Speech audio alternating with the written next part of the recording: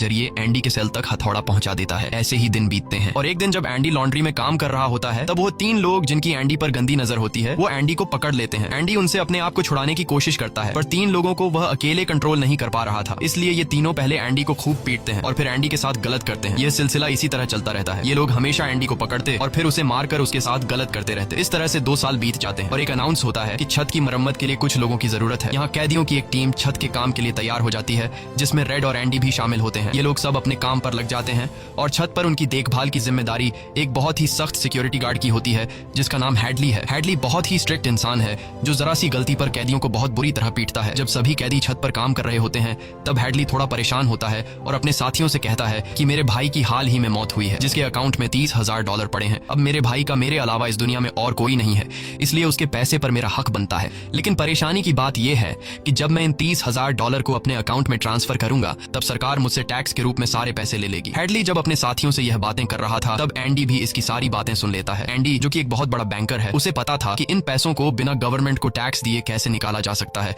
इसके बाद एंडी बिना सोचे हैडली के पास जाता है और उससे कहता है कि क्या तुम अपनी बीवी पर भरोसा करते हो। ये बात सुनते ही हैडली को गुस्सा आ जाता है और वह एंडी को पकड़कर छत के किनारे ले जाता है, लेकिन उसे नीचे फेंकने से पहले एंडी उसे बताता है अगर तुम अपनी बीवी पर भरोसा करते हो कि वह तुम्हें धोखा नहीं देगी तो तुम आसानी से अपने भाई के पैसे अपनी वाइफ के अकाउंट में ट्रांसफर कर सकते हो, वह भी बिना टैक्स दिए, क्योंकि गवर्नमेंट का एक रूल है कि कोई भी इंसान अपनी पत्नी को पूरे जीवन में $60,000 तक गिफ्ट कर सकता है और इन पैसों पर कोई टैक्स नहीं लगता। और एंडी ये भी कहता है कि अगर तुम बाहर से किसी लॉयर को रखोगे तो वह तुमसे बहुत ज्यादा पैसे चार्ज करेगा, लेकिन मैं ये काम तुम्हारे लिए फ्री में कर सकता हूँ। तब हैडली पूछता है बदले में तुम्हें क्या चाहिए। इस पर एंडी मुस्कुराते हुए कहता है मुझे कुछ नहीं चाहिए, जब तुम्हारा काम हो जाए तुम बस मेरे सारे दोस्तों को